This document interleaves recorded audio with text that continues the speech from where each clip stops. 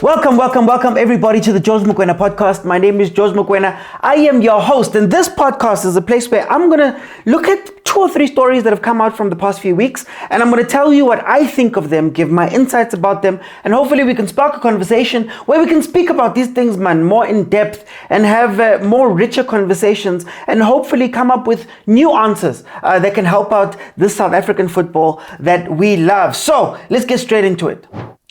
There's a rumor that has started and is going around saying that a lot of Safa officials, senior Safa officials, are putting their weight behind Dr. Irvin Khoza to become the new leader of ISAFA. Now, we all know that ISAFA is struggling. Apparently, allegedly, they can't pay salaries. We've seen what has happened. Gayton McKenzie, the sports minister, had to step in at some point and right things. And we've all known that for a couple of years now, for sometimes, some may even say decades now, ISAFA has been struggling to run. It's not as efficient as it should be. The monies, the this, the that, the raids, all of the things that are happening at Safa. So I want to first start off by the change is needed at Safa. The change is needed at Safa. Then I want to go into Dr. Irvin Khoza, somebody who, for all intents and purposes, has created this football that we have right now as it is. He's the man that has made the PSL commercially viable. He's the man that finds an answer, that finds a way, that goes out and knows everybody and makes the phone call and has the phone book and has the connections and has all of those things. So him taking over Safa on the surface of it is not a bad thing. You know, guys, experience is good. Experience is good. Experience sometimes is what is the bridge between, having the knowledge and actually implementing it. So I wouldn't blame anybody for looking at Dr. Irvin Khoza and saying that, hey man, he should be the man that comes in and steers this ship. He's already done it for the PSL. He's already helmed that role as chairman for 30 years now. He's the one that brought the TV deals, the structures, the what. He has been part and parcel in what has made our football one of the bigger leagues, one of the better run leagues in Africa, you could argue in the world. But the truth is that he's 77. The truth is that Dr. Irvin Khoza, for example, has run the PSL for longer than many people have been alive. The truth is that the people who are running our football have been pretty much the same people ever since we can remember. You look at Dr. Irvin Khoza and his history with Pirates. You look at Dr. Kaizer, his history with the league and his history in football. You look at acting CEO of the PSL. I think Umamato has been acting CEO for the past 10 years. I believe. Golden Arrows since 98 maybe? Even before that, if I'm not mistaken, with her family. You go down the list, Abo John Committees, Abo Tim Sugazi. It's all people that have been in the league for a very long time in different roles. In the case of Tim Sugas, you look at Safa and it's Danny Jordaan, who's been there for a very long time as the leader, but also been in that structure for a very long time. Even took a break at some point to go and become the mayor of, I believe it was Nelson Mandela Bay. His vice presidents, by the way, one of them, Natasha Chiklas, former owner of Mamelodi Sundowns. Now, if Ntate Motsepe has owned Mamelodi Sundowns since 2003, 2004, that's good 21 years. And she was the former owner. How long has she been in this?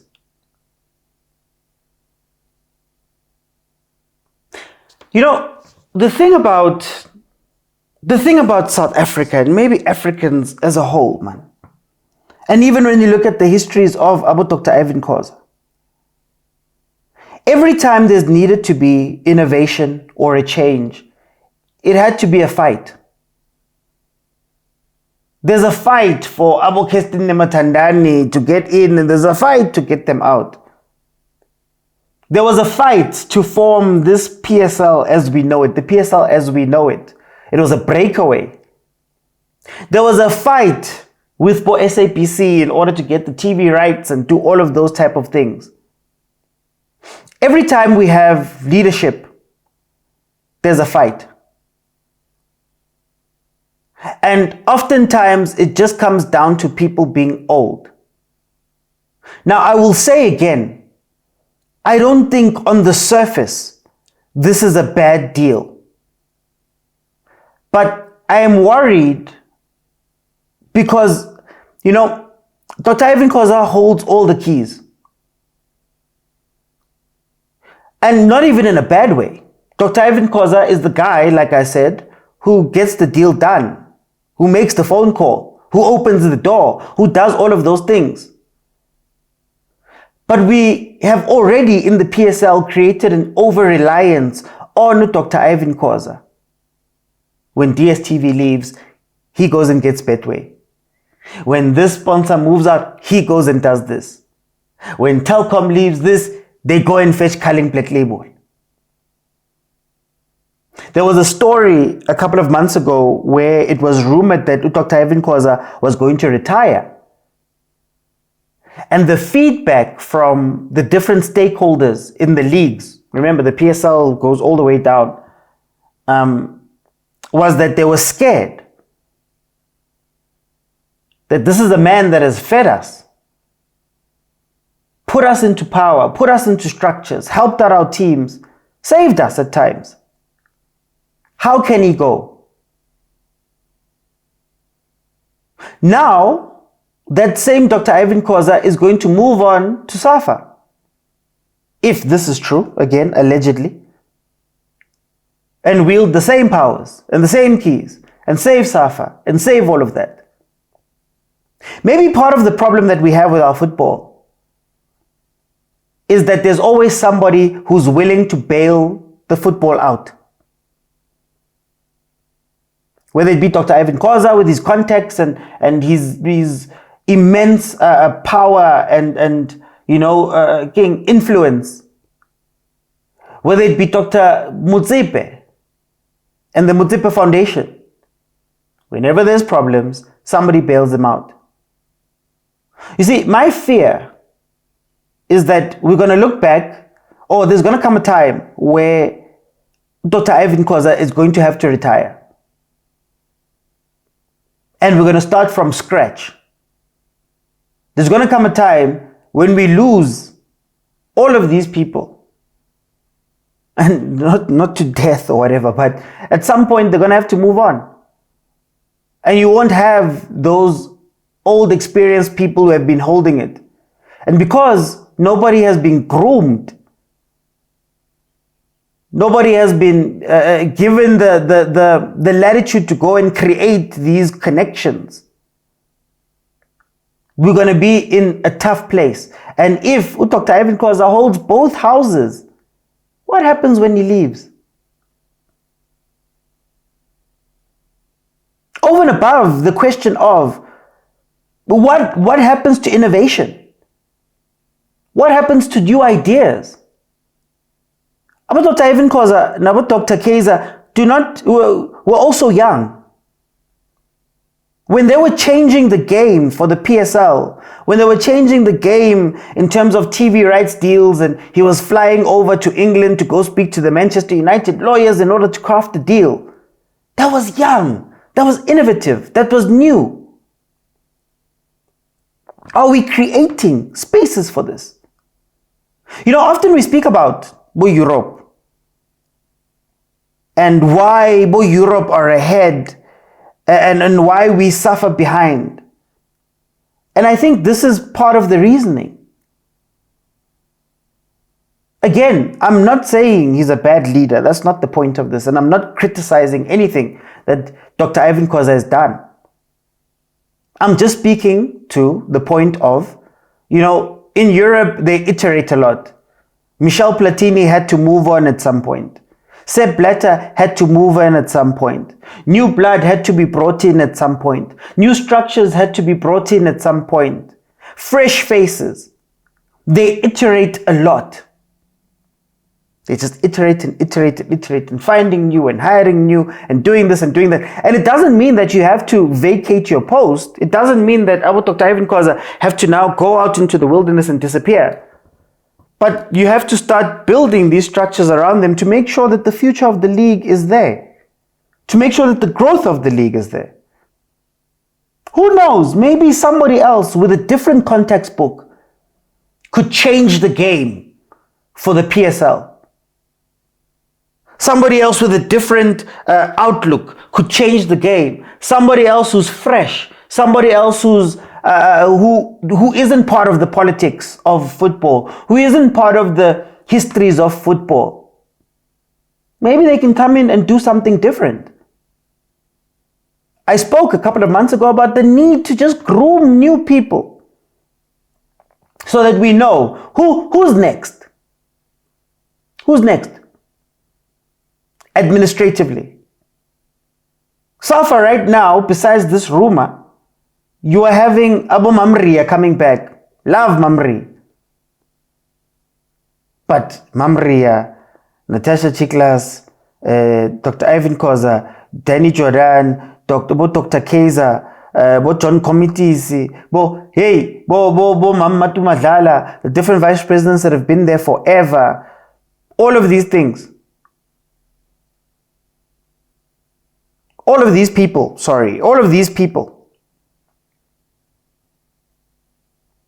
are older. Are we losing some of what our league could grow into because we are looking at those people? And again, I'm not critiquing Dr. Ivan Khoza. I'm not saying that he's a dictator. I'm not saying any of those things. All I want to know is what happens next. And will it have to be another fight where the young have to now fight to try and carve a hole into the PSL? Similar to what Dr. Ivan Khoza and Dr. Kaizer Motaung did when they formed this current iteration of the PSL, breaking away from the NSL and PSL, if I'm not mistaken. Why do we have to fight whenever these things happen? And it's because I think we're comfortable. It's comfortable to have somebody who can take the bullets for you. It's comfortable to have somebody you can call when things are going wrong and they'll fix it. It's comfortable. But it's created a whole generation of owners, of administrators, of clubs that don't know what to do when push comes to shove. When sponsorship is not there, they can't go and fetch it. When finances are not right, they can't go and fix them. We look to the league. But yeah, interesting story. We'll see how that pans out. Let's move on to the next one. Sorry to interrupt the video that I'm sure you're enjoying, but I just wanted to say thank you for all of the support that you guys have shown me and my Overthinking Football platform. I'm a one-man band that's doing all of this, and I really do enjoy the comments about how, Supersport needs to come fetch me and SABC and all of that stuff. And I think it speaks to the quality of the content, but also the amount of effort that I put in. So I just wanted to say thank you.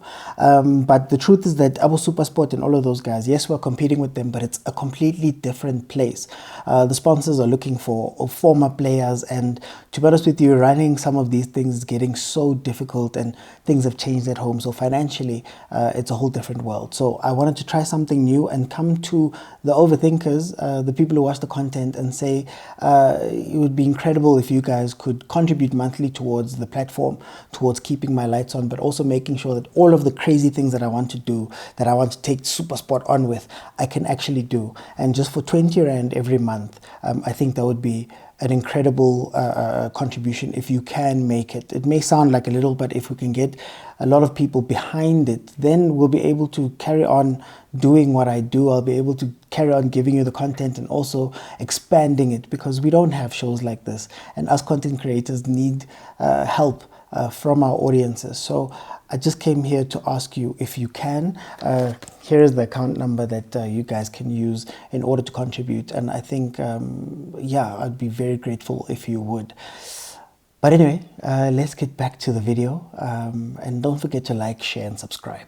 A very interesting conversation was brought up on my live show, Monday to Thursday at 7 p.m., where we discussed coaches.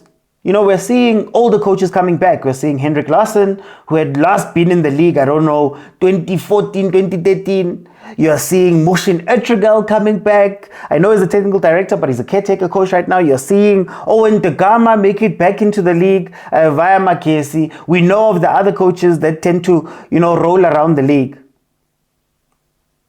And while that conversation was more to do with whether these guys are good or bad, whether the experience is actually helping to build, the conversation I want to have is, are we creating a proper line? Very similar to the topic we just came from. Are we creating a line where young up-and-coming coaches can get a chance? Where, mid-table coaches with ambition can go out and do something bigger, where there's a respect factor that's given to these coaches. Because in my head, one thing that's true is that everything in the PSL is relationship based. If you don't have the relationships, unfortunately, you're not going to get the job. Mushin Etrigal has a long-standing relationship with John Comitis, owner of Cape Town City. So when it came time to look at technical directors and things like that, or even maybe he pitched it, whatever, I don't know.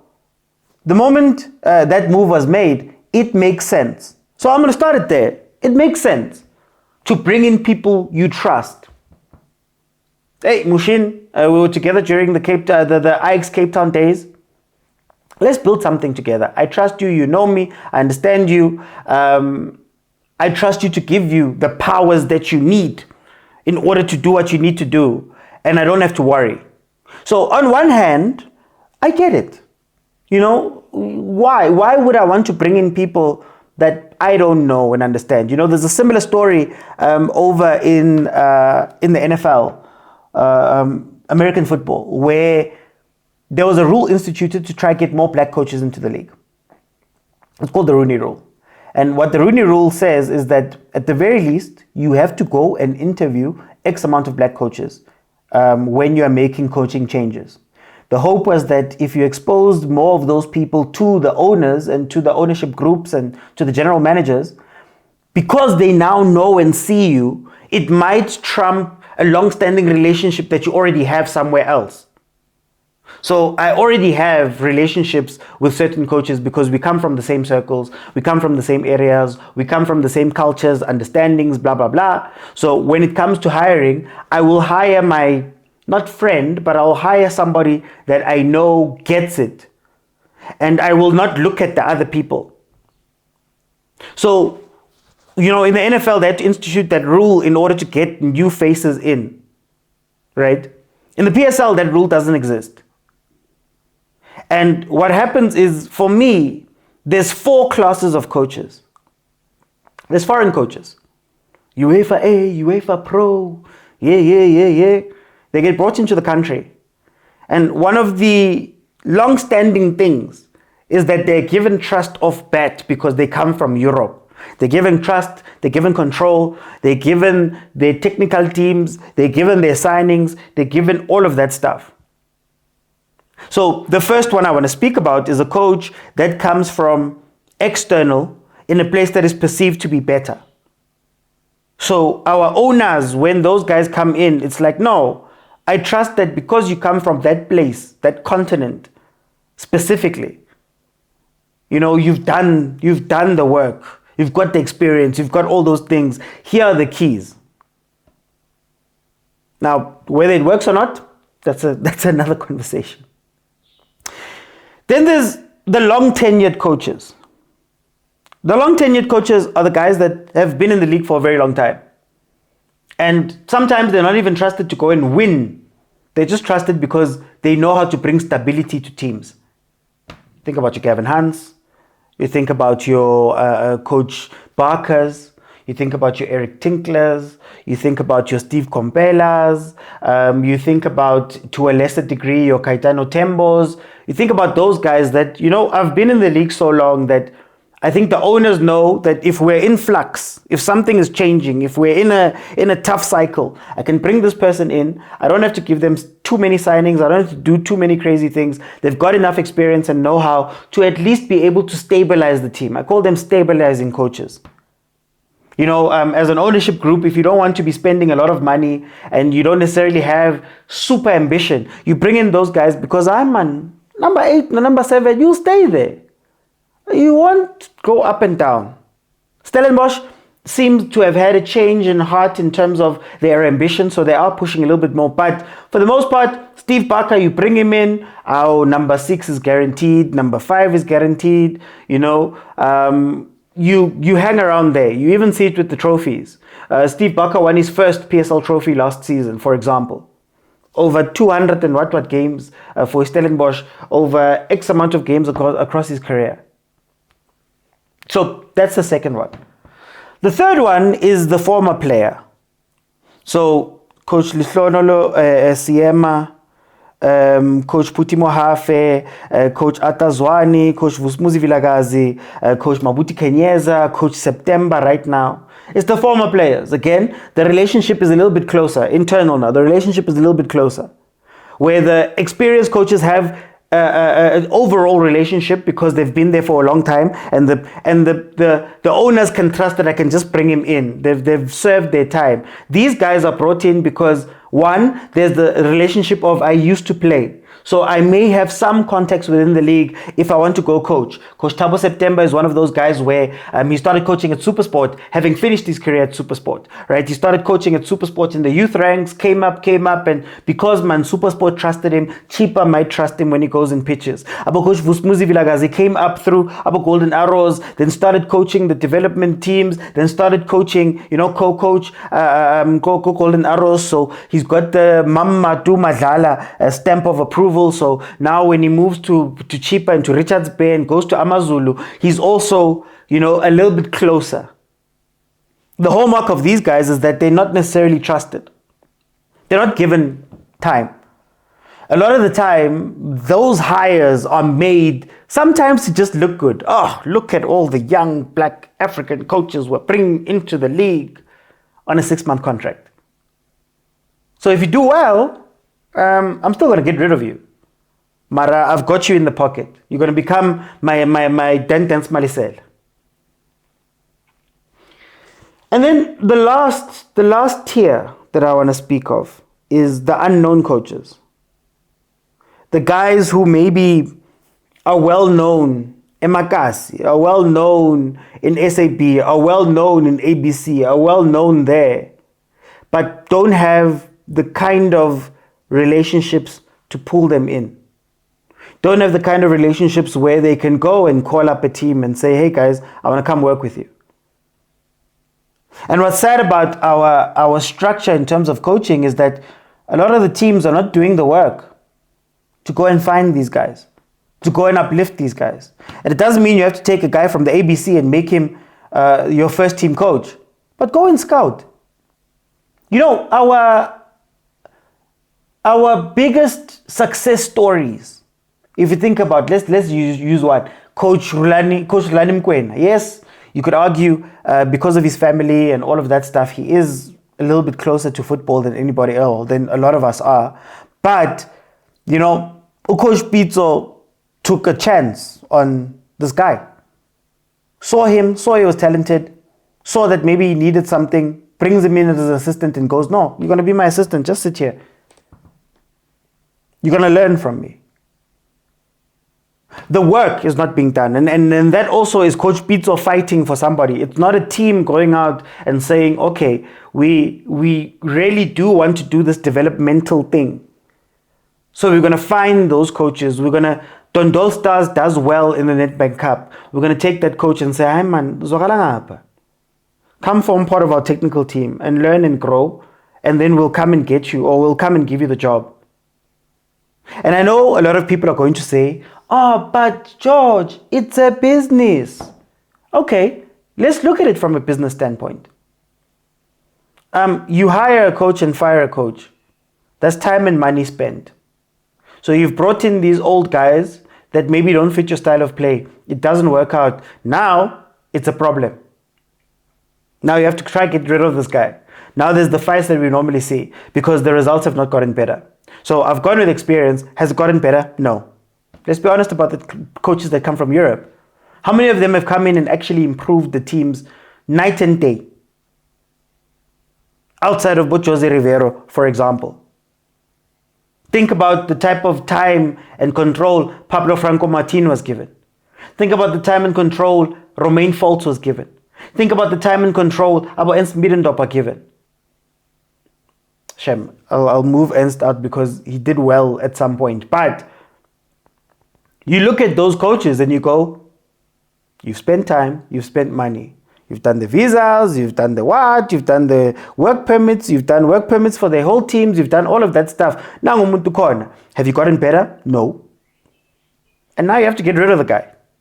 Is that good, sound business practice? No. Is it any more or less of a risk?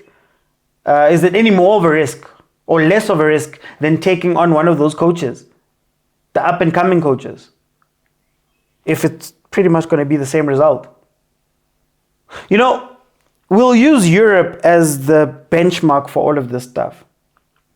And we'll look at, let's say, the bigger teams. There was an example used last night on my show where we spoke about Arne Slot. Arne Slot was coaching Feyenoord. Liverpool was in a conundrum. Klopp was leaving. They knowing Liverpool's owners, they didn't want to rock the boat too much. So they went and did the work to go and find the coaches that could fit into the team. And they went, no man, there's a guy who's in the Dutch league who plays like Klopp. Let's bring him in. Let's vet him and look at, but let's bring him in because he's got a similar style of play and it won't be that much of a departure from what we've been doing. Look at what Arne Slot is doing. I don't know what's going to happen in his second or third season, but right now he's sitting number 1 in the EPL, having taken over that team because there was work put in. And a lot of the time we don't put in work. It's not ran like a business. How many times have we seen coaching changes happen and you're like, oh, but how do you go from Gavin Hunt to Coach Vusmuzi Vilagazi? How do you go from Coach Vusmuzi Vilagazi to 10-10s? How do you go from 10-10s to Ernst Middendorp? How much thought are you putting into these moves? And you see it playing out on the pitch, but then you see it playing out in the pipeline of the coaches. But once you get into the PSL, you'll always be in. Khoza came from Botswana into Marumo Gallants. If you remember correctly, it didn't go very well. He left in the middle of the thing. Chairman said he didn't know where he went. Pops up at Amazulu. Amazulu, he didn't do that well. But then when he wants to leave, he's offered the technical director role. He leaves and goes to Horoya. Doesn't work out there, he goes to FIFA. Works for FIFA. Jiggy is back with Mamelodi Sundowns. You see that jump? All those jumps and all of those things. Are we saying all those things were planned? Now he's gone again. Even at Sundowns level, is that a good business decision? No. So we need to the league needs to start creating spaces, even if it becomes a rule. That, hey man, when you hire technical teams, hire somebody who doesn't have the experience. Hire somebody. So what they do in the NFL, again, I'll use the example. What they do in the NFL is that they put you through the assistant roles. There's things called offensive coordinators and defensive coordinators. So there's a head coach, there's the guy for the offense, there's a guy for the defense. So how they develop them is that they almost force the coaches to bring in a lot of people here at the assistant roles and have them run offenses and defenses. And then when it comes time to interview, now you've got a little bit of a CV where you can go and go to this team or that team or do this or do that. I will say the big difference is that the NFL is a closed loop, so they don't have relegation, they don't have promotion. The owners have pretty much been the same people for a very long time. It's very hard to get in. So there's a little bit of safety there where you can take risks knowing that your club is not going to die. I want to be fair on that front. But I would love to see those type of things where we are empowering these guys from the SAB, the bright guys from the SAB, the bright guys from the NFT, the bright guys from ABC. And at the very least, if you're not going to change your head coach, bring in somebody who can learn. Who's the next Gavin Hunt? Why isn't he sitting next to Gavin Hunt right now? Who's the next Dan Malisela? Why is he not sitting next to Dan? Who's the next this? Who's the next that? Start bringing them in and look beyond also former players and those guys. Because there's another conversation to be had about the availability of licenses and things like that. So I'm going to end this by saying relationships matter.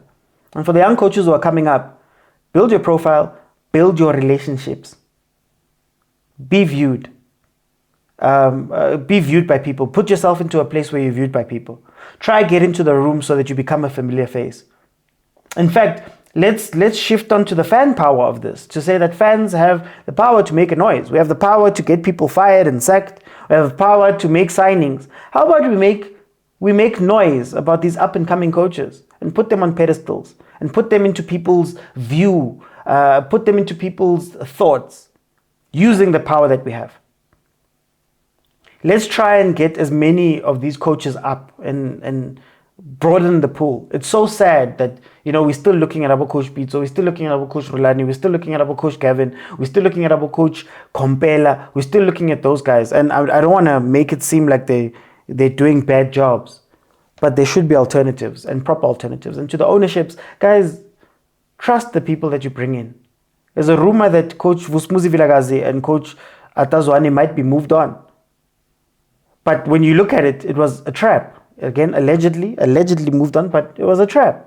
I signed you in a 6-month contract. That means at the end of the season, I'm going to get rid of you. And when we've seen the pattern of the PSL, it doesn't matter if you do well. Essentially, you're holding a candle. You are the guy that we're just putting in to be the caretaker while we go and fetch the people that we are going to trust. You're not going to get a transfer window. You're not going to get power. The players are going to look at you and they're going to know that this one is not here for a very long time. Is that good business? Trust them. Give them a proper shake. If it doesn't work out, it doesn't work out. But it's also not going to work out if you keep moving the way that you keep moving. Let's move on to the next topic. The transfer window is always so exciting. And it's exciting because all you ever hear is about the wanting and the taking. I want this player. I want more quality. Go fetch spend money from this team. Go fetch spend money from that team. Look at the signings that this one is making. Hey, we're going to go to Europe. We're going to go to South America and go sign players. Hey, we're going to do this. It's always about what we want. Taking. But it made me smile a little bit, this window. And maybe it's always happened, but it was a little bit more highlighted this window. Is the outgoings. It's the teams and coaches allegedly sitting down and going, I can't have a squad of 37 people. I can't have a squad of 30 when I am only going to play 40 games. How am I going to rotate those guys? How am I going to bring those guys in? How am I going to make it work? I can't have a squad of people that haven't worked out for whatever reason. They just haven't fit. Injuries, tactical fit, coaching changes. I can't. In South African football, one of the biggest things is that, hey, players sit, guys. Players sit. And players rot on benches. Really bright guy. He was coming up nicely. Maybe made the wrong move. Maybe made the money move. Maybe made the celebrity move. Maybe made the big team move. When maybe he wasn't ready for that team or didn't fit the style. And then you watch the talent sit on that bench and just rot away. Because not every player will be able to play for every team. Not every player will be able to play for the biggest teams as a secondary one, the biggest teams. Not every player. But there's so many players that could be dynamite elsewhere. There's so many players that could be great elsewhere. But they sit on the benches and they die. They sit on the benches and they rot. And by the time that player has to come in and play for the team, he's done. Inkomo, yes, this is that. Mangene groundini. There's no match fitness. There's no tactical fit. They've changed 3 coaches since you've been here. There's no tactical fit. The team has gone out and signed players that are quote unquote better than you, that the coaches trust. There's youngsters coming up through the pipeline that are meant to be looking for spaces. And now a lot of players find themselves in limbo. And a lot of them stay in limbo for too long. So this is why I'm happy this transfer window to see Abo Christian Saile leaving. To see Abo Mtanzani. When last did you see Mtanzani play a full game for Kaizer Chiefs? So it's good to see him go out on loan. When you're seeing Abo Nku, Abo Mbule, Abo Tladisa, when you're seeing Abo Mtetwa getting released by Pirates, for example, when you're seeing all of these moves being made, that first and foremost allow clubs to be a lot more streamlined, where you can focus. I think it's Cardoso who allegedly said that he needs a 22-man squad. He doesn't need a big squad. So it makes the coach's job easier because you can focus on these guys. But more importantly, it allows some of these players to go out and flourish elsewhere. It gives them a chance to revive their careers. And some of them aren't that old. So I am so happy to see those movements. And hopefully those players can find great environments where they're going. Christian Saile scored last night for Supersport. Just arrived at Supersport. Possibly that day or the day before. Scores. What does that do for Usaile, who's called names at Kaizer Chiefs every day and all of that stuff? Maybe he was never a Chiefs player in terms of the fan pressure, the tactical pressure, the 10-year trophy drought, the pressures of all of those things. Maybe he wasn't. Maybe he just wasn't built for it. Maybe he's built for a Supersport. Who knows? You look at Abo Lisibangu. I spoke the other day about fringe players at clubs and how sometimes the depth that clubs think they have is not necessarily real depth, where you have 13, 14 players that are playing week in, week out. And that full depth of looking at player 15, 16 all the way up to 37 and thinking that they are good enough to come in here. They're probably not good enough for that team, but they could be great somewhere else. And I think it's also a conversation we need to have about the players and their representatives and managers. Sometimes you need to do what's good for your player. Sometimes you need to do what's good for yourself as a player. And yes, the allure of going to go play for Kaizer Chiefs, or the allure of going to go play for Sundowns, or the allure of going to go play for Orlando Pirates right now when they call you. I'm not going to say that it's an easy choice to say no. But if your client is going to be at Pirates and be at Sundowns for 2 years and nothing happens, and they're not getting game time, and now they need to leave, and when they leave, the stock is not as high, the money is not as high, the opportunity is not as high, the talent is no longer there in full, And now they have to go and default back to playing in the league for quote-unquote lesser teams. What does that do for a player's career? To be fair though, this is the PSL. You can play until you are 37.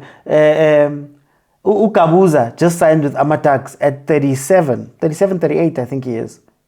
Just signed for Amatax. So maybe there'll always be opportunity, I don't know, but in order to maximize that opportunity, sometimes, man, hey, you need to go talk to the club and say, hey, man, is this guy in your plans? No. Okay, I'm moving him out. I loved what Umtetwa did. Umtetwa, man of the match last night for Amazulu. Probably never would have played at Pirates, owing to the fact that, you know, there's Nda, there's Koki, there's BC, there's Sesane now. You know, there's all of these players that are in front of you and a finite number of games. I think we need to be realistic at times. And again, it's tough. And I would never ask a player just to be realistic in J or to be objective. It's very tough to be objective when you're inside the situation. When it's looking at you in the face, when that contract is here and they've put it on the table, it's very hard to say no to those things. But for your own future, what does that look like? My wish for transfer windows going forward is more of these type of moves to happen. Because even though I'm saying that some of these players don't fit at these teams, you cannot deny that if you go to a Sundowns and you go to a Pirates, for example, you're probably going to develop and get better. If you look at what Stellenbosch is doing, Stellenbosch is quietly going around and snatching up these players. Oh, you're a Sundowns reject who can maybe fit our team. Let's fetch you because you've been at Sundowns for 2 years now. Let's fetch you and put you into the team. We're going to bypass that experience chain and that quality chain or whatever. We're going to bypass it by just picking off those players. No, Zwagal. I wish it happens more so that we can get more parity within the league, so that we can get more really good players all over the league. Instead of, every time somebody shines, they go to Sundowns, they go to Pirates, they go to Chiefs. Then you wonder, what happened? Tanzania is 30 now. He's been at Chiefs 3 years. So that means that in his prime, from age 27, most players reach their peak age 27. He was sitting on the bench at Kaizer Chiefs. For whatever reason, I'm not saying that he's a bad player, but for whatever reason, he was sitting on the bench. When maybe we could have squeezed something out of Tanzania as a talent somewhere else.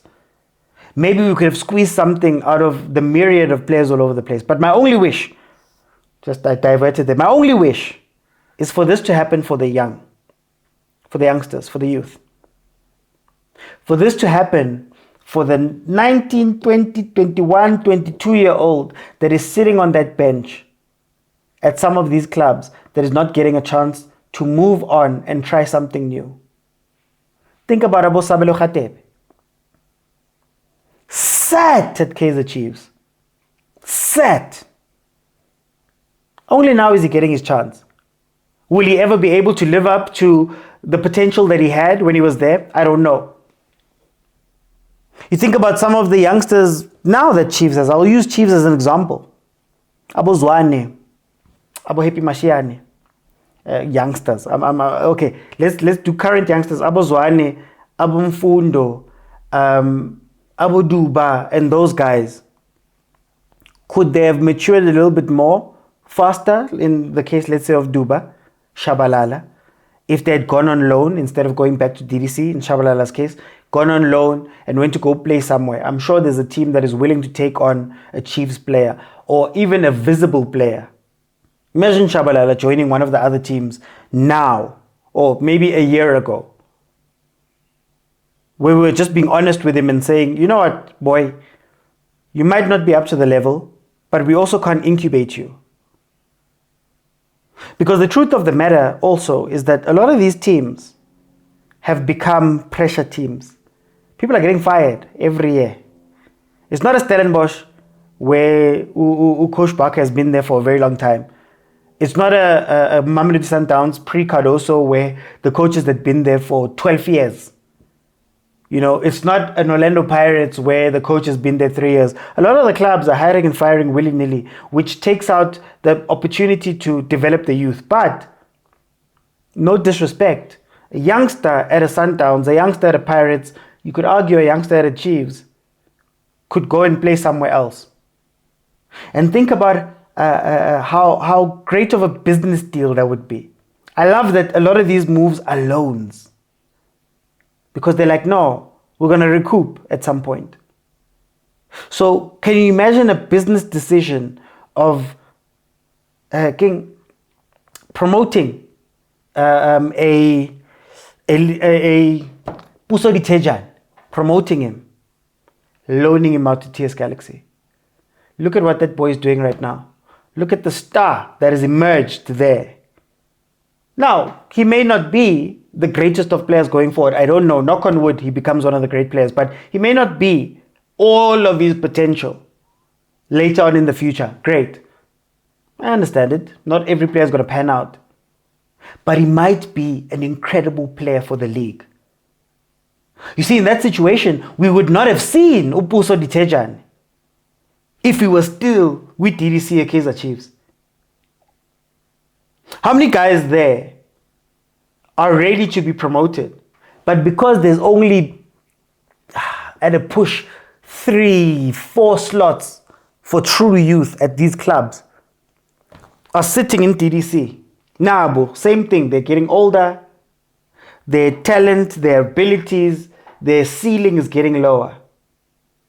When you could have taken them and loaned them out. And I guarantee you, there's plenty of teams in the PSL, in the NFD, that would take these youngsters. But we've moved away from the good of football and the good of these youngsters and giving them chances to now just it's business, quote unquote, as everybody says, it's business. Instead of saying, man, no, send them out there. That developer is 19, he's 18, send him out. Pirates does this a lot. I know, just send him out. Let him cook there. Let him cook, and then when he's cooked, he's going to come back. So, the point that I'm trying to make is that we need more planning, we need more initiative, and we need it to be on purpose, to go and get these players out into the world, and go and get these players into a place where they can grow and develop, especially the youngsters. Not all teams are development teams. Chiefs is not a development team. For example, right now, in terms of the first team, there's no time. Yes, we're seeing the guys coming in now and Nabi's trying to integrate them. But there's both Tone Janssen, who are sitting on the bench. I saw Sam was loaned out as well. Do those things. That's business to me. But I'm so happy in this transfer window that we're starting to see that, and we're starting to see teams also be realistic with the size of their squads, the size of their wage bills, the quality of the squads, the quality of the players, the fit of the players. And in the honesty, they're just going, guys, we need to trim the fat. Go shine elsewhere. Don't die at a club. Representatives, look after your clients. Because when you look after your clients, the country benefits. More players are exposed. More players come out. More players, we have a chance to increase our pool of incredible players. And I'm not saying don't chase the bag, but do some research. And if it's not working out, go to the clubs and talk to them. Hey, player Lami, 1, 2, 3, 4. And you go from there. But guys, thank you so much for joining me. That has been the George Mokoena podcast. I'll see you guys on the next one.